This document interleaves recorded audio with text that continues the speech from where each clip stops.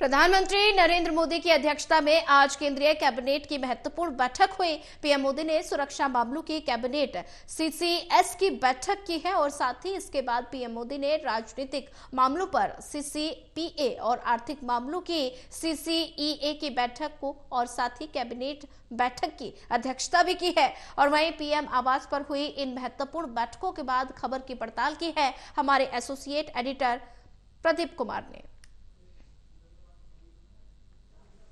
पहलगाम आतंकी हमले के बाद प्रधानमंत्री नरेंद्र मोदी की अध्यक्षता में रणनीतिक बैठकों के दौर जारी हैं। इसी कड़ी में आज कैबिनेट की अलग अलग बैठकें हुई हैं। प्रधानमंत्री नरेंद्र मोदी ने पहले सीसीएस यानी कैबिनेट कमेटी ऑन सिक्योरिटी की महत्वपूर्ण बैठक की है।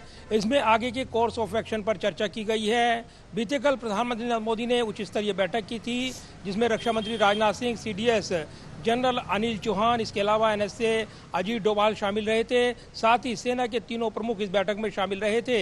इसके बाद सेना को खुली छूट का ऐलान यहां पर माना गया और इसको लेकर दिशा निर्देश भी सामने देखने को मिले, जिसमें सेना टारगेट और जो टाइम है उसका फैसला खुद लेगी। ऐसे में ये सूत्र दावा कर रहे हैं कि आतंक के खिलाफ एक बड़ी कार्रवाई की तैयारी केंद्र सरकार की ओर से और एक्शन में प्रधानमंत्री नरेंद्र मोदी। लिहाजा इस बैठक को लेकर जो आज हुई है उसमें सीसीएस की बैठक में आगे की रणनीति पर अहम चर्चा होने की जानकारी सामने आई है। इसके बाद प्रधानमंत्री नरेंद्र मोदी की अध्यक्षता में केंद्रीय कैबिनेट की जो राजनीतिक मामलों की कैबिनेट बैठक है सीसीपीए, उसकी बैठक हुई। इसके बाद आर्थिक मामलों की कैबिनेट बैठक हुई और इसके बाद कैबिनेट की बैठक हुई है जिसमें नीतिगत फैसले लिए गए हैं।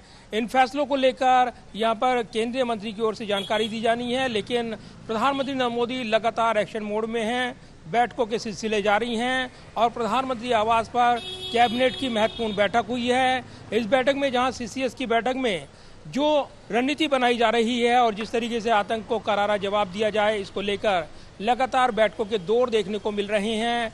इस बीच यहां पर आगे की रणनीति बनाने में केंद्र सरकार जुटी हुई है और इससे पहले बीते कल हुई बैठक में भी यहां पर सेना को खुली छूट दी गई है, यानी आतंक पर अब करारा प्रहार करने की बारी है, जिस पर तमाम निगाहें लगी हैं।